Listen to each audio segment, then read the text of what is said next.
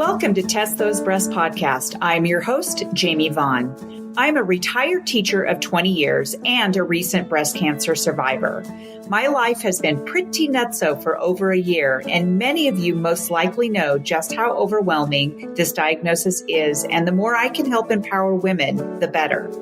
I launched my podcast on June 11, 2023, which was the 1-year anniversary of my diagnosis, as a healing mechanism, and have made it my mission to help shorten the learning curve for future diagnosed breast cancer patients and their caregivers.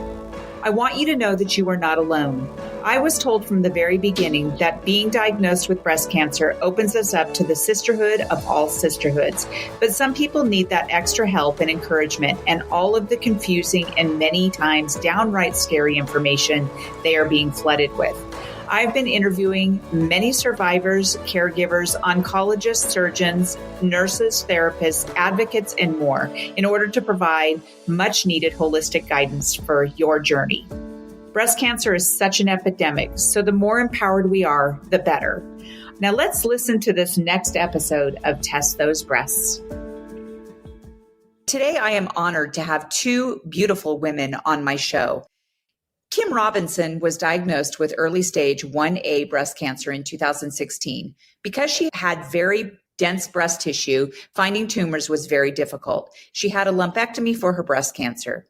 Later, Kim developed a large tumor that ended up being benign. However, it wasn't found with a 3D mammogram. Rather, it was from a contrast MRI. Ultimately, she decided to get a double mastectomy with expanders in 2018 and implants in 2019. She did this so she didn't have to worry anymore. Because she had many issues with implants, she ultimately traveled to New Orleans in June of 2019 to Center for Restorative Breast Surgery, where she had her implants explanted and opted for DIEP flap surgery. My other guest is Vanessa Vance. Vanessa is a 46-year-old Previvor who is attempting to outrun her breast and ovarian cancer risks to less than 5%. In this episode, she will share her evolution as she discovers her voice through advocacy work. She was able to apply this new voice during her recovery from prophylactic mastectomy and apex breast reconstruction that she had on September 20th with Dr. Cabling and Dr. Wright at Center for Restorative Breast Surgery in New Orleans. She is currently recovering with the loving care of her sister in Austin, Texas. Well, welcome, Vanessa and Kim. I really appreciate us finally all coming together and doing this podcast interview. We've talked on the phone. We really do have some interesting ways that we know each other. We have some commonalities. We have some differences. But just having you two on the show is just going to be so valuable for my audience because we've all had surgery at Center for Restorative Breast Surgery. We all had Dr. Cabling, and Vanessa and I both had Dr. Wright as well. And so just welcome to the show. How are you guys doing? Good. It's a great day here in Austin. Good. And Vanessa, you're still recovering, right? Yeah, I'm exactly a month out today. So Awesome. I'm having all of the improvements, and some days are higher, some days are lower, but going in the right trajectory. Very nice. Very nice. I just would like to ask you guys a few questions and sort of we'll get into more of how our surgeries all went and everything. But Kim, I would love to start with you and ask you to share a little bit about your breast cancer journey with my audience. Well, I was diagnosed with breast cancer in 2016, and I chose a lumpectomy at that time. Really didn't realize how hard the 2-year surveillance would be because you get every 6 months a mammogram or a contrast MRI. Mentally, that was really difficult. So at the end of that time period, I decided to get a preventative double mastectomy. So I consider myself a survivor and a previvor because at the time that I chose to do the double, I did not have cancer. But because of all my breast density problems, I couldn't rely on surveillance anymore. So that was a really hard choice for me. So I kind of identify with both groups of people. Okay, interesting. And Vanessa, you are a Previvor as well. I mean, so can you kind of explain to the audience what a Previvor is? What does that mean and how did that impact your life? Sure. It's definitely a newer word, and it was coined by FORCE, which is Facing Our Own Risk of Cancer Empowered. And so they're a nonprofit that advocates for people who have genetic vulnerabilities or high family history, risk for cancers. In my own story and family history, I always had this knowing that I would have breast cancer from around age 25, just based on the women above me in the previous generations. And, by happenstance, I happened to have had a breast change a year after I had my son and found myself with a breast surgeon who did genetic testing. And initially, it just said diet and exercise, but it's really fast what we're doing as far as the research goes. And turns out that what was just diet and exercise 8 years ago now has become a recommendation of preventative mastectomy and breast reconstruction for care, and then also removal of ovaries and fallopian tubes to reduce my personal risk of cancer. And so a Previvor is somebody who chooses to reduce their risk, and you can choose it an individualized pathway. No way is right, no way is wrong. It's just up to the individual person. So there's always advanced screening if that's right for the person. And I'm somebody who for 8 years has done alternating the mammogram with the breast MRI. And then after hearing the updated research, I reevaluated my choices and I shifted from screening to the preventative surgeries. And by the time everything's all said and done, I should have about 5 different surgeries to reduce my risk for cancer. Okay. All right. Kim, you had mentioned something about dense breast tissue. Can you explain how it is that you found out that you have had dense breast tissue? I did as well, and why that matters. I was not getting mammograms as often as I should have. When I was 33, I had like a baseline mammogram. And what they said to me was, well, let's just do a baseline because your breasts are, I don't think they called them dense, but basically they're lumpy. So I had that and they said, well, everything's good. And then, in my mind, I'm not, you're busy. It's kind of like I wasn't thinking about getting a mammogram. I was young. So I did have 2 before my diagnosis, but no one ever said to me, your breasts are dense. You should stay on top of this. No one ever said it. And the only way that I did find out is I got a mastitis breast infection, which at the time I was 48. So it's like, why would I have mastitis? But they sent me to a breast specialist because honestly, it looked a lot like inflammatory breast cancer. I knew just enough about inflammatory breast cancer that when I saw it and felt it, I was like, oh my gosh. And they sent me straight away. The radiologist said, you have mastitis. And I really didn't believe him because I just felt like why would I have that? So I kept my breast appointment 2 weeks later. And when I got there, everything looked normal on my breast. So luckily I had a doctor who said, well, your breasts are dense. So I'm going to see if your insurance company will do a contrast MRI. Had I never had the mastitis, I don't know when I would have got a mammogram. It could have been 2 or 3 more years and a lot could happen in that time. Absolutely. It's kind of like luck of the draw of what doctor you have sometimes who will tell you certain things like that.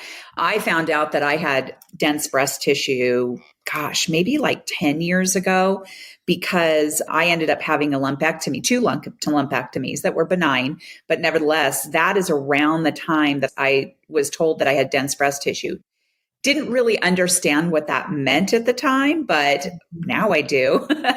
So I started this podcast really to try to shorten the learning curve for breast cancer patients, or now we can even shorten the learning curve for previvors, right? So hearing this story from you, Vanessa, is so important just because I actually have met quite a few other women who are also previvors and took it upon themselves to get a mastectomy. We have a family friend who did it many years ago.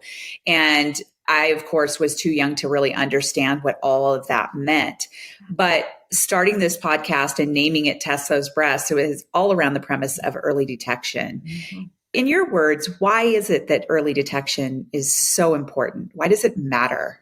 So for early detection, in my own life experience of being part of a sisterhood and womanhood in my family, I just feel like so many members have been taken from us early and taken from us despite the science and efforts. Early detection means hope for a legacy of a long sisterhood and womanhood in my family. Okay. And how about you, Kim? Well, early detection, the main thing with cancer, if you're going to have cancer, you want to find it before it's in your lymph nodes. So mine was found at stage 1A. So it had not invaded my lymph nodes. It was very small. And had it not been for that mastitis infection, I don't know how long it would have been before we could find it, because even with a 3D mammogram, it could not see inside my breast. It was just too dense. That's why I ended up getting a preventative mastectomy, because I got the size of a small lemon lump that could not be seen on a 3D mammogram. So after that happened to me, and thank God it was benign, but I had to have a biopsy, had to go through all that. But after that happened, I was like, I can't keep these because I can't trust a 3D mammogram. And as you know, sometimes you have to really argue with your insurance to get a contrast MRI. My doctor had to argue to get the one that diagnosed that. And I thought, I can't just rely on a 3D mammogram. So they have to go. It's interesting because I get a mammogram every single year. And I remember in June of 2021, I got a mammogram, and I always ask to get a diagnostics with an ultrasound because I know the density of my breast tissue. And so I went and nothing was wrong. Like, they didn't find anything. And literally less than a year later, they found a 5-centimeter tumor with groupings of calcification. So to me, in that 1 year period of time, that tumor, whatever, I don't know whether it was there the year before or if it had just developed right around that time and then it grew that fast. I do know that it was aggressive, but holy moly, just waiting a year to get your mammogram and going in there and finding out that you have that big of a tumor. I mean, that's not a small tumor. And it was stage 2. I found out in New Orleans last December when they took the lymph nodes out that it had not made it to the lymph nodes. And so early detection to me is, my gosh, if I would have waited any longer to get that mammogram, it may have made it to my lymph nodes. So I just feel that even though that the treatment that I went through was yuck, and, I had to lose my hair, and which in retrospect, I guess, looking back, I guess it's not that big of a deal, but it was a big deal to me at the time.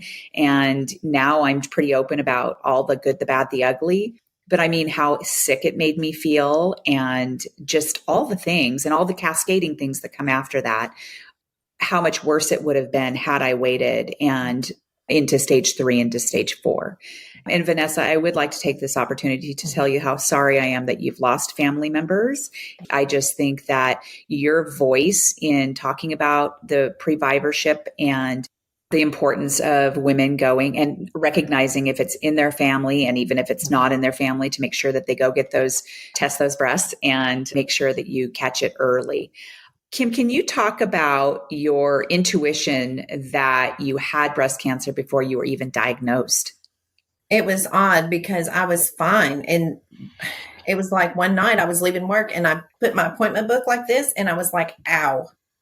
It started right that fast. I mean, I'd worked all day. I'd been fine, nothing going on. And it was like, ow. So when I got home, I looked at my breast and it was red. So that's kind of what got me started thinking, oh my gosh, I started researching and I knew just enough to realize those are symptoms of inflammatory breast cancer. So my gynecologist got me in like within, I think, 2 days. And they took one look at my breast and they were like, we're going to send you next door. So that made me feel like, oh my gosh, they're thinking it too. And even the radiologist, after he came in, I had a diagnostic mammogram, came back, had some more, and he came in and told me I had mastitis. I kind of was arguing with him because I'm like, are you sure? And he was like, okay, I know what you're thinking. And if I even thought that, we wouldn't be having a conversation about antibiotics. So he said, you're going to take these antibiotics, keep your appointment with your breast specialist, and antibiotics are not going to clear up cancer. So sure enough, by the time I got there, I was clear. Everything looked good. But the odd thing is my breast, for better lack of, it started humming at me and it drove me nuts. It was just like, even with the doctor looking at me saying, well, your mammogram looks fine. I'm like, but my breast is humming. And she kind of looked at me like, it's what? And I'm like, it is vibrating. It's humming. It's driving me crazy. And that's when she said, well, you have dense breast. And do you know that thing hummed? My breast hummed until my lumpectomy. Wow. It just was like my body was doing everything it could to go, hey, you got something wrong in here. So I knew. So when I got the call, I really wasn't surprised. And I'll never forget, she said to me, well, your persistence has paid off. You do have cancer. I just thought I knew I did.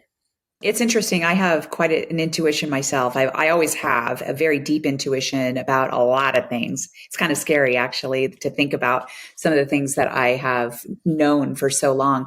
And the spring before I had my mammogram, it was right before I retired from the school district. I feel like my body was telling me as well that something was going on, because I remember just kind of coming into the finish line of retirement, and I was doing my thing every day, just getting through every day just to get to retirement. And I remember every once in a while I would feel a zinger, a burning sensation, and I'd be like, what the heck was that? And I'd stop for a minute and then it would go away. I'm like, okay, everything's okay. But it was in my left breast. And I remember feeling a lump. And I always thought to myself, gosh, I always feel lumps, but this one felt different. Mm-hmm. And so when I got the ping on my phone right before my retirement party that said, hey, it's time for your mammogram, and I picked up the phone and called and made an appointment to get my mammogram, I couldn't get it for 3 weeks later because at that point it had not been quite a year yet. And so they made it for the 26th of June and said, hey, have you felt anything? Do you notice anything? I'm like, nah. I'm going in for my mammogram. They'll find out if anything's wrong. And so they made it for that date, and I hung up the phone, and my husband said, that's not true. You have felt things in your breast and you do have a lump. And I'm like, oh my gosh, I do. You're right. So I picked up the phone and they moved it up by 3 weeks. Because usually if you tell them, yes, I do feel a lump, I do feel something, they will get you in as soon as possible before the year is up. So that intuition does play a really big role. And I know that a lot of women have that intuition. So to my audience, if you're listening to this and really, really hearing the part about intuition, you need to listen to your intuition without going into hypochondriac mode, and thinking that everything is wrong. But anyway, Vanessa? Something that I noticed about Kim's story is that she had this inner confidence paired with her intuition that let her speak plainly to her providers to be heard, to advocate for herself. So she moved the mountain herself by her persistence, by her words, by her approach, by her calm. And I think that some people for myself, it doesn't necessarily come naturally, but through going through this as a patient, you do develop yourself and you are able to more firmly hold that space of, if I have a symptom, I'm going to report it. If I don't like the provider's answer, I will double check that with a second opinion. Mm-hmm. Until it sits well with me, I will pursue this and consistently just take care of myself by speaking up. So I love that about Kim's story.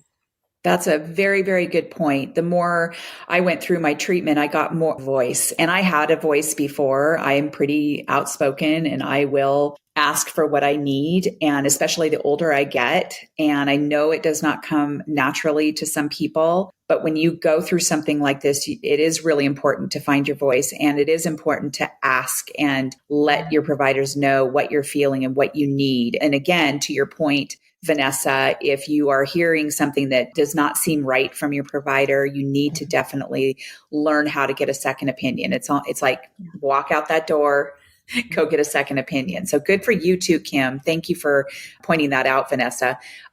Kim, you ultimately ended up having DIEP flap surgery, and that is the same surgery that I had. What was your experience at Center for Restorative Breast Surgery? Well, I could never say enough good things about my experience there. I just wish everyone could go and get treated that way when they're going through something like we all went through. Yeah. One of the biggest reasons I ended up going there is because I know that they are super big into holistic healing.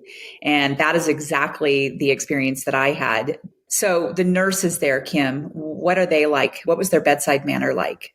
It was just like no other hospital I've ever been to. I mean, it's funny to not want to leave a hospital, but honestly, like I could have stayed there. We actually did the first day. We milked it. We stayed for dinner.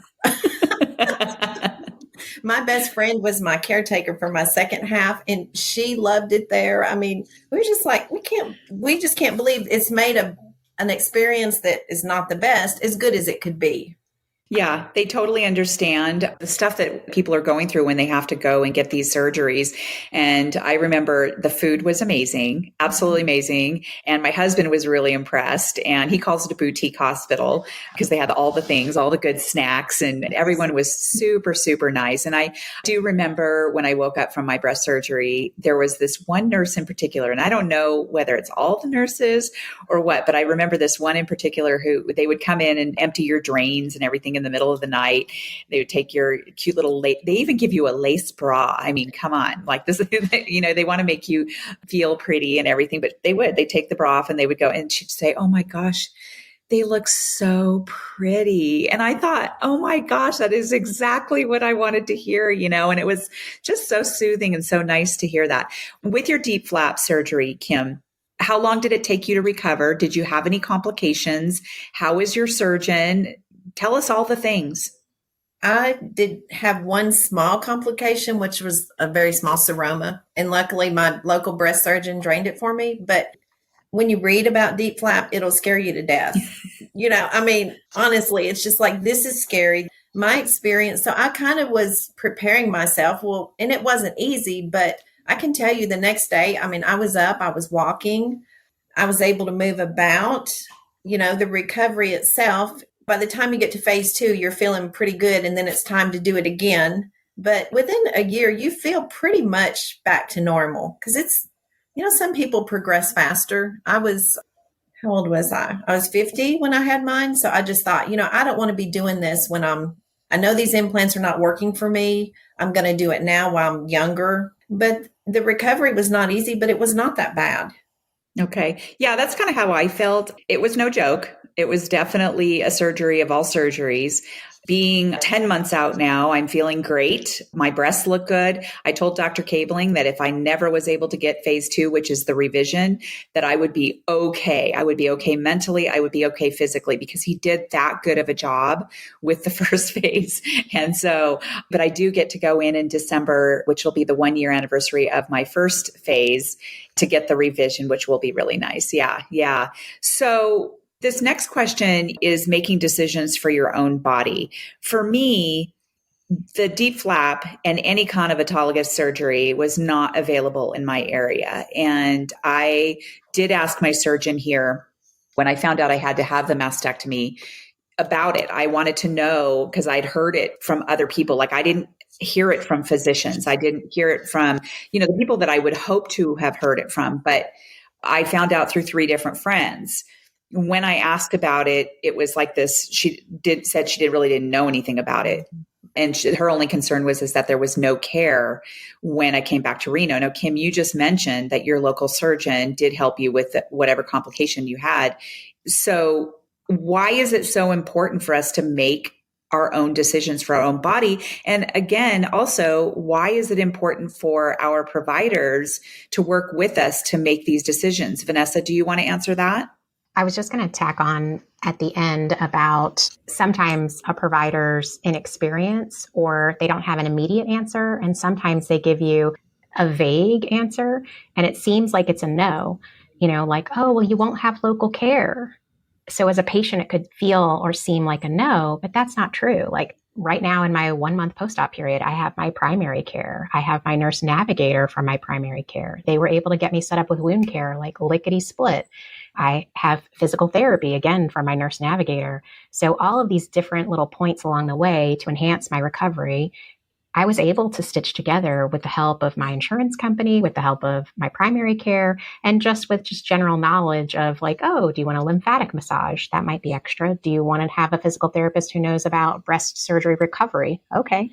I just want to make sure that we point out to patients to listen to our providers and to filter and to just say, hey, does that sit well with me? Okay. Yeah, no, that's a really good point, because at that time I was so much in the kind of in just this crazed state, like, oh my gosh, I have these decisions to make and I needed that help. I needed to have that kind of shared decision making. And I guess what I did is I just kind of went off, did my own research, figured out how I could get this kind of surgery over having implants. And I always tell people, I think that anybody should be able to make whatever decision they want to make for their own body, whether it be implants or autologous surgery. So thank you for saying that. I guess we do need to listen and we do need to ask more questions. Maybe if I had called the next day and said, hey, can you sit down and talk to me about what you do know, or can you direct me? But some people don't even have, me that's being very outspoken, other people may not think about calling up and having that kind of conversation with their surgeon. So thank you for bringing that up. Vanessa, so Kim and I met on a Center for Restorative Breast Surgery support group on Facebook and introduced me to you. Mm-hmm. And we all ultimately had in common the coding crisis with CMS. And I didn't find out, and I'm going to let you go ahead and share that story. I didn't find out about this coding crisis until after my surgery. And when I did find out, I'm like, what the heck? Oh my God, I got to be involved in this. Can you share with us what the coding crisis was and how we are all involved with that, the advocacy efforts, and why it is important to all breast cancer patients or previvors? The take-home message from the story is going to be pay attention to coding and billing, because what we're about to describe can happen again. And so we just need to stay right on the threshold of making sure that women and men have access to breast reconstruction and mastectomy care. So the coding crisis, basically Blue Cross Blue Shield in the middle of COVID in 2019, they just sent in a little letter to CMS and requested there's some redundancies in these two codes, the S codes and the 19364. Can we sunset or can we get rid of the S codes?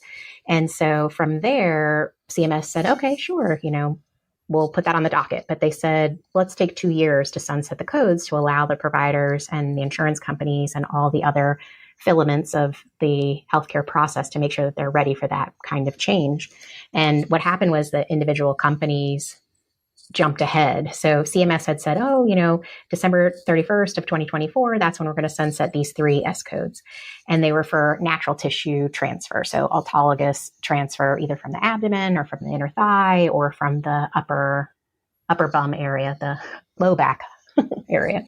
And so Blue Cross Blue Shield of New Jersey, United, and also Cigna jumped the gun and just stopped, they just canceled that code. And so that kind of caught me in my own net of when I was in the decision-making process, because I was a Cigna patient. And so luckily the surgeon that I was seeing, Dr. Potter in Austin, Texas, Elizabeth Potter, she had been vocal on social media, and I just happened to catch her social media message and said, okay, hey, if anybody has Cigna and they're planning on getting breast reconstruction, please call my office and then we can discuss. And so they increased my appointment time. And prior to seeing that social media post, I was planning on seeing at least 3 different providers and trying to make my best decision based on my own personalized care needs, evidence-based practice. And yeah, it was a wallop. I suddenly had no choices. I had no choices with my body. I had a time frame. And I also have so many family members diagnosed with breast cancer. My aunt was also my final surviving maternal aunt was also diagnosed with breast cancer during this waiting period. And so I felt like cancer was chasing me and that my insurance company was stopping my clock, right? Like what I could do to protect myself and take care of myself, those choices were taken away from me. And so luckily through these different evolutions, lots of patients reached out to Cigna, and in about a month's time, they rolled back and they started covering it again. And United also, it was very brief when they weren't covering the S codes and they rolled it back. And I'm not sure about Blue Cross Blue Shield of New Jersey. I think they probably stayed as not covering the S codes. And even to this day, they don't cover the S codes. They prefer that 19364 code. But the advocates were all kind of drawn in to speak of the patient voice and send that message to CMS through letter writing and through, blog posts and through sharing their stories on social media, and then even speaking at the CMS meeting. And so I was fortunate enough to be the only person who was affected by the coding crisis to speak at CMS and say, hey, I'm trying to get this surgery. My access and options to care have been taken away from me. I wanted to see 3 providers to make my best choice. I wanted to have my surgery sooner. It seems like something so simple, this change in the code, but it changed everything for the patient's ability to get care in their community with the providers they wanted to have. And so thankfully, after that June meeting where all the patients and advocacy groups and other physicians, plastic surgeons presented, the American Society of Plastic Surgeons also presented. I'm trying to think if there was any other big names in that meeting, but they all presented in support of keeping the S codes. And there were no dissenters, I guess, to that concept. And we found out in early September that CMS decided to eliminate the whole plan. And so they're keeping the S codes so that it keeps stability for patients to have access to breast reconstruction that they desire. And so, whether you want to go flat, have the Goldilocks, deep flap, S gap, pat flap, there's all these natural tissue, and then breast implants. Like, we should be able to choose and have that protected by the Women's Health and Cancer Rights Act of 1998. But there was just this weird gray area where the insurance companies would cover it, but they just wouldn't reimburse at a livable rate for the physicians to continue to do it through the insurance system. And so then that was pushing, during the coding crisis, that was pushing providers to then ask people to cash pay much higher than what they were even getting reimbursed for the surgery in the past. So they were asking women to pay $50,000, $33,000 for the surgery. And, I've just recently got my explanation of benefits, and that's in the zone of what the providers are charging for the surgery. And it's a highly skilled surgery. You need to have 2 fellowships, plastic surgery, microvascular surgery, and experience. You have to do it at a high volume to have this short anesthesia time and incredible outcomes, because some of the patients are in surgery for 12 hours. And as soon as they come out, there's a hematoma right there. When I came back to Austin, took my son to the orthodontist appointment, I met a woman at the orthodontist appointment who, that was her story. She was not even to the post-anesthesia unit, and her surgeon's telling her, hey, you know how we know how there's a hematoma? One breast is really large and one is not. We're going back to the OR. So after her very lengthy surgery, she went straight back into the OR. So we just need to make sure that the providers are getting the appropriate reimbursement for this highly developed skill and talent. And those people who do high volume microvascular surgery are changing women's lives in an extreme way. And so just advocating and protecting these groups that do this labor intensive. And I feel like from the plastic surgeons who do this work, it's a lifestyle. Like, they're on call a long time because sometimes they have to go back 12 hours later and help the patient again. And so they need to be paid in order to have this lifestyle of living close to the hospital so you can get back to the patient fast enough. Yeah, so that's a little bit about the coding crisis and my personal experience of what happened to my body and my choices and my rights. And I just can't imagine. I mean, I guess there's always waiting in everybody's story. And so that waiting was pretty rocky for me because I just felt like I was withheld or denied care. Right. From what I understand too, they were going to keep covering the trans flap, I think it was that the old version of the deep flap where it compromises the muscle and it's a longer recovery time, whereas the deep flap is much more modern. It does not compromise the muscle and it's a shorter recovery time. And so I was just very lucky to be able to do that. But I thought to myself, my gosh, if all women are not able to have that option unless they paid 50 grand or more, whatever it is, as it was with my Blue Cross Blue Shield, it was out of network. So I did have to fork out 10 grand, which was, not easy for me, but it was worth it to me. But it would have been so much more. I probably wouldn't have had it. So thank you for sharing that. And I am so thrilled that I actually started seeing Dr. Potter's social media posts as well, because I just became so much more educated and got onto her lives and her Zooms and things like that, and was able to send letters to CMS and get my friends and family to send letters. And that is the power of the people. So when people say my thoughts and my vote does not matter, that is just not true, because we made it happen. All of us did. So Kim, what is your experience with that? Yeah, I just want to say anyone that has not listened to the CMS meeting live, they should go on that link and listen to it. Because for me, when I watched that, it was like watching the Kentucky Derby, the Super Bowl, the World Series, all rolled into one event, because so many of us had been following it and working so hard to get the message out. And like when I heard Vanessa speak, it was like, yay, Vanessa, and Dr. Potter and all the, just so many physicians and advocates, joined on and spoke up. And when you hear that, you're like, wow, everybody that spoke was just, it was so good. So if people haven't watched that, listen to it. They really should take a little time and listen to it, and they'll understand what that crisis was. And if that had not been reversed, so many women coming up in the next year, it would have been so devastating for them. And some people that don't even know they're going to need deep flap surgery, or they may have their implants now and it's working for them, but in 4 or 5 years, they could have trouble.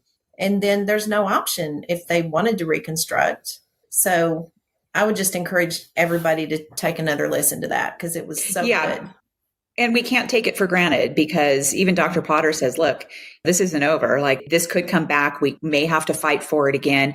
And which actually leads me to the next question. And we've kind of really already talked about it, about what drives people to become more involved in advocating for women when it comes to deep flap surgery. And one of the reasons that I think is that when you hear people speak like Vanessa and Dr. Potter and all the others, and having women out there on social media encouraging people to write to CMS, I feel like that is encouragement enough when we are bringing awareness to previvors and breast cancer survivors about making sure that they are advocating for themselves and understanding what their insurance companies are telling them or they can't do, or, whatever. I feel like that's what drove me to jump in and advocate for other women, because I'm thinking to myself, yeah, I was lucky and I kind of skidded through and got my surgery, but I wouldn't have been able to do that. And that just broke my heart for other women. And I thought, I got to be part of this.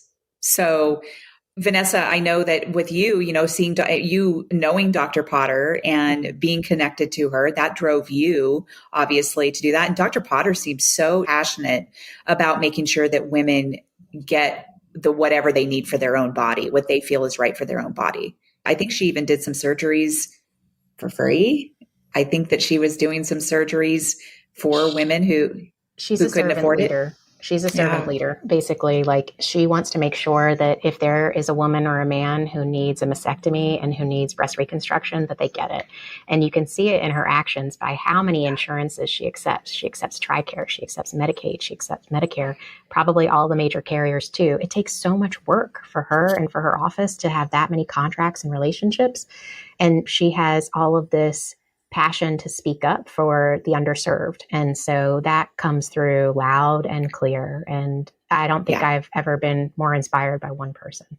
Me neither. She has in her voice, in her eyes, and in her actions really is what inspired me. So to my audience, if you're not following Dr. Potter, Dr. Elizabeth Potter, she's on Instagram. I think she's on Facebook as well. I follow her on both, and I just absolutely adore her. To the both of you, how has connecting with each other to support each other through our journeys impacted your life? It's easy for me to say. I don't think I could do it without Kim. Kim slid into my DMs in this early advocacy. And as a previvor, sometimes you imagine that you'll be judged by a breast cancer survivor or somebody going through breast cancer, but it's the population, the womanhood or the manhood that really understands what you're actually doing and facing and how difficult these choices are, except you have a little bit more lead time to make the choices. It doesn't make the choices any more easy. They're difficult choices to make. And so, Kim is definitely a fabric of my life, for sure. I love that. Especially as she's a major quilter. So she's part of the fabric of my life. Yes. I love it. Well, when I saw Vanessa on Instagram, it really brought home, I have Cigna also insurance. And I just couldn't imagine doing all that research, working yourself up, because you have to work yourself up to cut your breast off. I mean, it's an amputation. That's what it is. There's nicer ways to say it, but we are cutting our breast off, and it's not a light decision you make. And with me having Cigna insurance, I feel like I need to go back to my recovery, because I did all of those surgeries from December 2018 to the end of 2019. So my recovery time from deep flap may have been a little bit longer than others, because I had the mastectomy with expanders, then I had a removal, then I had deep flap, and then I had my phase 2, all in that span time. So I think other people might not have had as long as I did recovering. That was a lot of my body. But I remember when I started thinking about deep flap, and it was like I felt this urgency to do it. I didn't realize in 2020 is when they started talking about these coding changes. So All I knew was I have to do this now.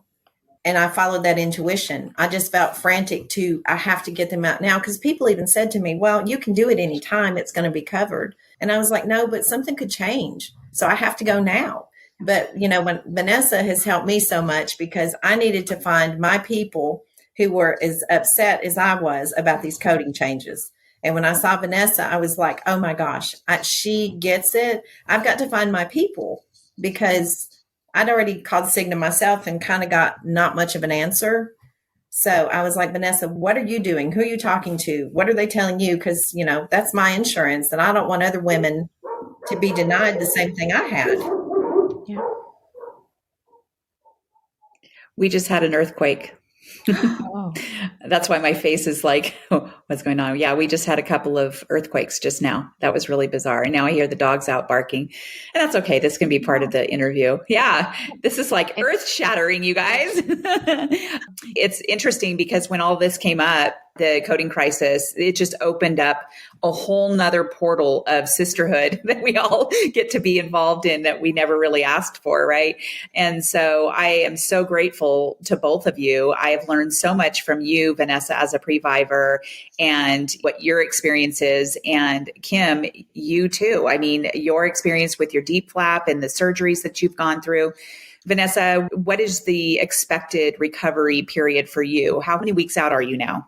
So I'm 4 weeks out, so probably about 6 weeks until I go back to work. And it is just such a major surgery that there's going to be a new normal for a while. And it looks like maybe February will be my phase 2 surgery. So okay, as soon as I am back and feeling good, then I'll be recovering again. So thanks. How are you feeling? Good. Thank you, sister. How are you feeling as far as body image? Do you guys have any body image issues? I thought I was going to have more than I did. At first I did. Before I had the surgery, I was having dark thoughts, but I'm feeling pretty good. How about you two, Vanessa? What are your thoughts on that? That's what I shared with Dr. Cabling in the appointment was I said, I don't have any impact on my body image. I have incisions, but I feel really great. And so the way the nurses also infuse that, like, oh, you're such a good healer. And wow, like if I had any kind of negative mindset statement, or I would like, oh, it feels firm. And they were like, it's not firm for this phase. So the loving care that was provided really made me ready for what was going to happen in my body. And in fact, I'm improved than where I started. So fantastic. How about you, Kim? Well, after having implants and knowing what they felt like in my body, I can just tell you, there's not a day that I don't wake up and I sleep on my side and I sleep kind of crunched up like that. I couldn't do that with the implants. Oh. So every day, almost when I wake up and I'm all crunched up, it's like, oh my gosh, they feel so good. So I think I was able to really accept my body just because it's so much better now. And if I had some nipples, they would look like you probably couldn't tell something had happened to me. So eventually I may get some tattoos, but I just look at myself and my scars and I just think, wow, look what I did. Or look what Dr. Cabling did. I didn't do it, but I mean. Well, Dr. Cabling did it, but you had to go through all the recovery, and that's no joke. And you guys are rock stars in my mind. And I feel like same thing. I don't have nipples. And so I might do the 3D. I'm not sure, but I feel like if I never did, I'd be okay. I did hear it's a game changer though. Okay. So maybe. So did you have something else, Kim? Yeah, this is a little bit funny. Well, I like funny. I got some of those. I think they're Amona. I don't know if I'm saying it right. You stick them on and they're just like silicone nipples. So I thought, well, but they kind of stay on. So it's kind of like you have a little headlight. And so I had them on for a couple of days and I thought, oh, I don't know, maybe I want to get a tattoo, just trying them out. Well, one morning I woke up and my husband kind of, he was kind of rubbing my leg a little bit and he goes, what's this bump on your leg? I said, bump. It was the nipple. It had migrated down. That's awesome. It's like, well, my breasts have just migrated down to my legs, I guess, right? So oh my God. There's too much anymore, but they lasted a couple of days before they migrated. Very good. Yeah, I might have to get some of those just to see what it looks like. So I want to wrap up before I get to the resources that'll be in the show notes. Vanessa, what is one big piece of advice you would offer to any Previvor out there? I firmly believe in personalized care. And so, as far as the genetic testing, making sure that you go in and have regular office visits with your genetic counselor because the research updates and changes, and to speak up and ask. They'll have these panel updates on the genetic testing. And so, you want to be an informed consumer and know if your family history matches these new cancers that they're testing. And poke, request the panel update because they found a variant of unknown significance for me. So that 90% of the time that doesn't show up as anything important, but it might be in the future. And then I also have a good friend who's a geneticist, and she had recommended, as we're going through all these different surgeries, better understanding our medication response from a genetic point of view. And so I did cash pay through Invitae, and maybe it was $350, but it let me know that I had a little trouble tolerating narcotics. And so that was helpful going into this surgery. And so just kind of staying state of the art and knowing that it's not a one-time appointment with your geneticist, and that you still advocate for yourself above and beyond. Even when your geneticist says no, like, keep asking, get to yes. Awesome. I like that. How can you make it happen for me? Tell me how I can have it happen. Yeah. So Vanessa, are you open to anyone if they have questions? Are they able to reach out to you? I have your contact information, and I'm assuming that you'll be open to that. That's amazing. Yeah. Kim, what about you? What is one big piece of advice you have for previvors or breast cancer survivors, or like people who have been diagnosed or... Well, I would say number one, do your research. And sometimes I realize when you're diagnosed, you're not expecting that. That's how I was the first time around. So it's like you're just pulled up into a whirlwind and you don't know what to do. But after going through all this, like what you're doing with this podcast, hopefully that's going to make a shortcut for women to know there is a thing where you can use your own body tissue. And if you are thinking about getting DIEP flap, you need to make sure you're talking to a microsurgeon when you're asking questions, because sometimes a plastic surgeon is just going to be like, well, that's a really hard surgery, and that's what you're going to get. Or they'll say, well, it could be a 14 to 18 hour surgery. It's very risky. And then they go on to the other options. And luckily, my surgeon did tell me every single option. When he mentioned tram flap, I'll never forget this. He said, well, you could do a tram flap. I can do that. But we kind of take your stomach muscles and flip them up. And I went, what? I said, don't you need your stomach muscles? He said, yes, you do. And then he said, if you want to use your own tissue, I don't do that. You need a microsurgeon, but I can refer you to someone. And well, after hearing all that, like my mind is like, I'll just take the implants because they sound easier. And he even said there's all kinds of things that can go wrong with implants. And when I went back to him, because my implants just felt so bad in my body, I'm talking about my body. I know some people have them and don't have issues, but for my body, they felt so bad and heavy and cold. And I asked him, can we make these smaller? And he said, well, I can make them smaller, but I'm not sure that it would feel better for you. So that's when I decided, I'm having a surgery one way or another. I'm either taking these out. So I'm going to go back and I'm going to look into this DIEP flap thing, using some of my own tissue. And I had never been on Facebook before, any Facebook groups, but I started researching. And I came across, was just asking questions. Like I see people all the time asking questions. What is DIEP flap? I live here. Has anyone around this area ever had it? And someone responded to me in the same town, and she had been to New Orleans. I had seen, weirdly, before I was even thinking about DIEP flap, I went on vacation in New Orleans, and I was riding down St. Charles, and I saw the banner, Center for Restorative Breast Surgery. Well, then I'd had my lumpectomy, right? So I'd had a lumpectomy. I was in my 2-year. I just thought, wonder what that is. But when that lady said to me, I went there, like that banner flashed in my mind, and I thought, I'm going to call them. And when I called them and did that educational call, I'll never forget, they said, we're going to tell you what questions to ask, whether you come here or not. So I would, for sure, if you're considering, know what questions to ask. What's your flap failure rate? Will you convert me to a tram flap? What if my blood vessels aren't right? You need to know all these questions. Otherwise, you're just going to be led and you're not going to know what you should be asking. So just, if you want a DIEP flap, make sure you're researching with a microsurgeon. Don't ask too many questions of a plastic surgeon because they're not going to do a DIEP flap. And I'm assuming you'll be okay if people reach out to you if they have questions as well. And I mean, I have people reaching out to me all the time asking me questions about it because I'm just such a loudmouth about it now because I couldn't believe that I'd never even heard of such a thing, you know. So I just happened to be lucky to find out from these three totally separate people. And they spent about 3 hours on the phone with me talking to me about it and showing me before and after pictures. I had two gals who had implants, went and got explanted. And I know that Center for Restorative Breast Surgery does a lot of those. It's really interesting because my husband and I had been trying to get to New Orleans for vacation since March of 2020. And so we kept on having to cancel it because of COVID. I just totally remember we were going, we had the flights and everything, Airbnb, all of it, had to cancel, tried to rebook the next year, had to cancel again because it was such a hotbed there. And then we were supposed to go to an Army reunion there in the following August, had to cancel because of COVID. And what brings me to New Orleans? Breast surgery, right?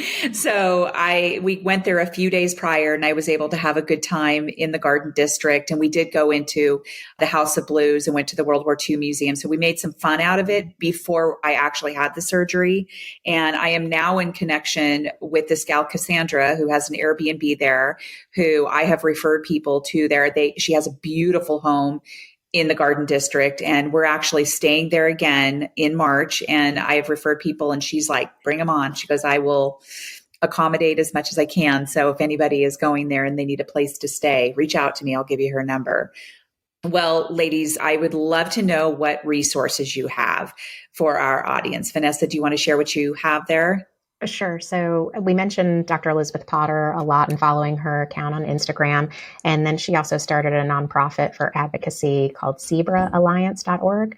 And so I would also recommend following them, stay up to date on all the latest and greatest ways that we can support access to care for breast reconstruction. And then for the Previvors, using FORCE, which is Facing Our Own Risk of Cancer Empowered. .org or facingourOwnRisk.org is the website. They offer peer-to-peer support. And so I was able to access that resource early on. And that helped me not feel so alone and to have somebody else who had been through the journey. And so I was able to make quick decisions after having that human connection of somebody who had that shared experience. And so I would say those are my big resources. And earlier, when we were talking, I would always ask every surgeon you're interviewing, what's your evidence-based practice? And then to be an informed Previvor or a person who has breast cancer who has genetic mutations is every 6 months or so, the NCCN updates the recommendations. And so you can have the national guidelines. I think it's $15 and just go to the NCCN. And on my case, hereditary breast and ovarian cancer, and you download that, pay $15. So then when you're going to all these appointments, you know the national standards yourself. So you don't have to wonder whether you're being given the best information. Fantastic. Very valuable information. Yeah. Thank you, Vanessa. How about you, Kim? Well, I would say if you can find a good active local breast cancer group in your area, that is a very good way to learn from other people. I recently just completed a program at the YMCA called the ABC program after breast cancer. That's been a great resource for me. Met a lot of new friends. And also like online on your Facebook groups, one that really helped me was Deep Sea Journey. That I recommend a lot of people to go there because has very good, solid information. The admin there really communicates with people, is happy to help. There's videos, there's surgeon list. There's a lot of really good breast groups, but Deep Sea to me is just a very solid place to go when you need some information. And we all need a shortcut, like you said. Like when you're diagnosed, you don't know what's going on. You need to go somewhere where you can get reliable information. Yeah, that's really good. I need to get on there because I have not gotten on there before. Deep Sea Journey. And Terry spoke at the CMS meeting and just, oh my gosh, I was just like, woo! That was I was just in awe of all the speakers. Vanessa did such a great job. And I know how much that took out of her to do it. And she just was awesome. I just found it, Deep Sea. And so what I'll do is put the link in the resources as well. That's awesome. I found a lot of really great information on the NOLA site. I think that's where you and I connected, Kim, yes. is the NOLA, Center for Restorative Breast Surgery. And you can go on there, and if you hear of any, like Dr. Cabling, for example, if you want to see any kind of comment about Dr. Cabling, you go into the group and then you go onto the search and just put Cabling on there, and everything that's even been talked about Dr. Cabling or Dr. Wright or whatever surgeons, then, and any kind of issue you want to talk about, you just put it in the search and you should be able to find all kinds of things. So wealth of knowledge out there. Mm-hmm. So, all right. Well, ladies, thank you so much. This has been such a wonderful opportunity to get to know both of your journeys, how you got to Center for Restorative Breast Surgery. Thank you, Vanessa, for your expertise in, the coding crisis that is just so important for people to know about. And then Kim, your experience with your surgery and all the things. You are both amazing women, and I appreciate it. And do you have anything further to say before we wrap up? No, it's just so nice to see you guys in person. And like you said, we've been communicating so much through texting and talking, and just great to see you guys. Yeah, it's really great to see you guys too. Hey, you're really pretty, both of you. I love your glasses. We all have glasses on. We are all very, very distinguished. All right, ladies. Without them, so we have to wear them. I can't see without them either. All right, ladies. Well, thank you very much. And to my audience, thank you so much for joining us on this episode with Vanessa and Kim. And we will see you next time on the next episode of Test Those Breasts. Friends, thank you so much for listening to this episode of Test Those Breasts. I hope you got some great, much needed information that will help you with your journey. As always, I am open for guests to add value to my show, and I'm also open to being a guest on other podcasts where I can add value. So please reach out if you'd like to collaborate. My contact information is in the show notes. I rely on people like you to listen, rate, review, and share this podcast with your loved ones. So please enjoy my trailer and any other episodes. I'd love to hear your thoughts. I'm on Apple, Spotify, and other platforms. I look forward to sharing my next episode of Test Those Breasts.